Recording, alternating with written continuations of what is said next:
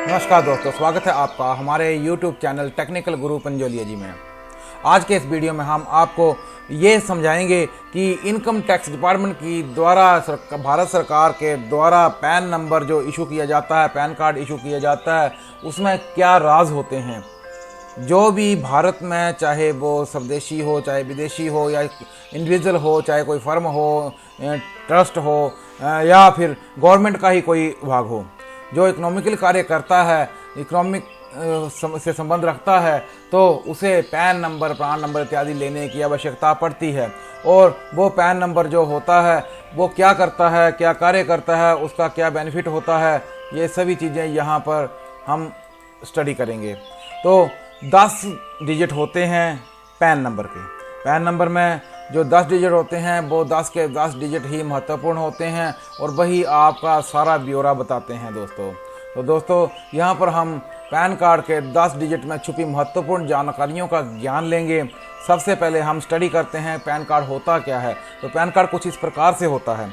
ये जो pan card है, यहाँ पर सबसे पहले यहाँ पर पैन कार्ड होल्डर का नाम दिया जाता है।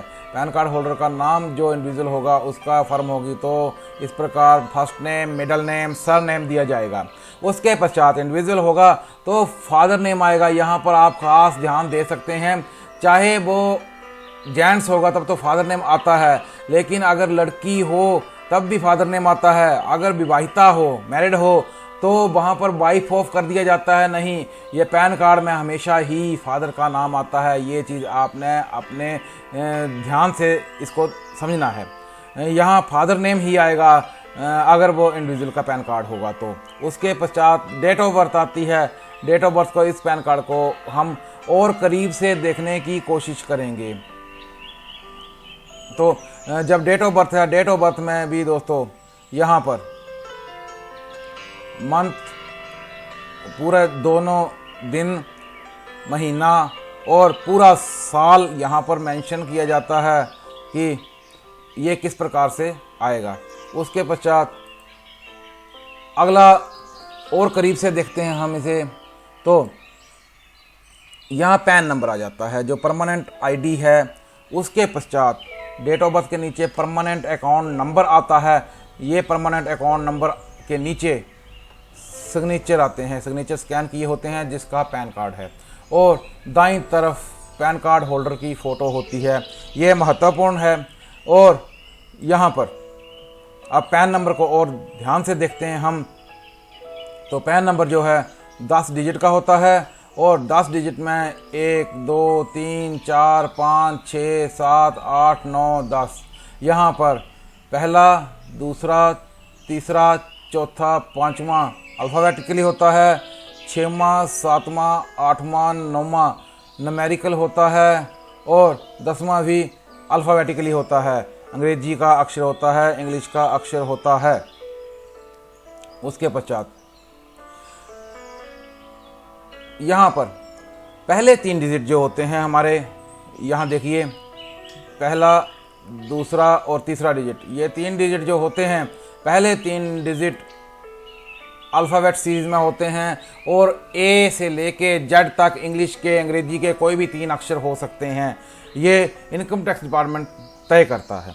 उसके पश्चात जो हमारा चौथा शब्द होता है, चौथा अक्षर भी इंग्लिश का होता है, अंग्रेजी का होता है, पर आयकर दाता के स्टेटस को दर्शाता है कि आयकर दाता क्या है, कौन है, ये उसके स्टेटस को दर्शाता है। ये किस प्रकार दर्शाता है, मैं इसको पूरे डिटेल के साथ बताता हूँ। 8-9 पॉइंट हैं, इसको बड़े ध्यान से देखना है आपने। जो पहला, अगर यहाँ पर चौथे नंबर पर, यहाँ पर जो चौथा नंबर है, यहाँ चौथे नंबर पर पी लिखा हो, यदि पी लिखा हो तो इसे समझना होता है कि ये पर्सनल है, यानी किसी इंडिविजुअल व्यक्ति का है। पी के स्थान पर यदि एफ लिखा हो तो एफ का नंबर है, ये किसी फर्म का है, किसी कंपनी का नंबर है। उसके बाद यदि सी लिखा हो तो ये कंपनी का नंबर है, एफ जो है किसी फर्म का है, सी जो है किसी कंपनी का नंबर है। उसके पश्चात अगर ए लिखा हो तो यहाँ पर हमें पता चलता है कि जो पैन नंबर इशू किया गया है वो एसोसिएशन ऑफ पर्सन का है। उसके पश्चात यदि टी लिखा हो तो यहाँ से पता लगता है कि पैन नंबर किसी ट्रस्ट का है, ट्रस्ट ने अपने लिए इशू करवाया है। और यदि बी बॉम्बे वाला वी लिखा हो तो ये pan number body of individual का है। उसी के साथ अगर एल लिखा हो तो ये लोकल नंबर होता है, ये पैन नंबर किसी लोकल का है। और जे लिखा हो तो आर्टिफिशियल जुडिशियल पर्सन का है, इस चीज़ को आपने नोट रखना है। उसके बाद अगर जी लिखा हो तो जी लिखने का मतलब है कि नंबर जो है गवर्नमेंट का है, सरकारी फर्म, सरकारी ऑफिस का है।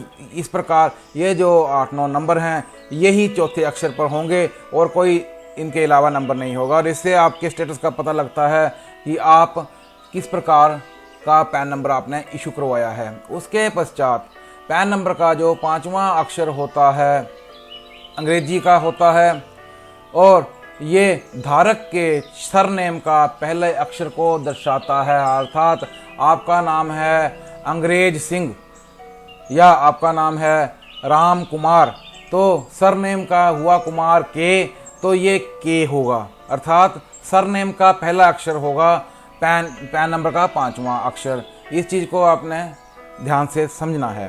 उसके पश्चात जो पैन नंबर के 6 से 9 तक के अक्षर होते हैं, पैन नंबर के 6 से 9 तक के अक्षर होते हैं, ये अंकों में होते हैं, न्यूमेरिकली होते हैं।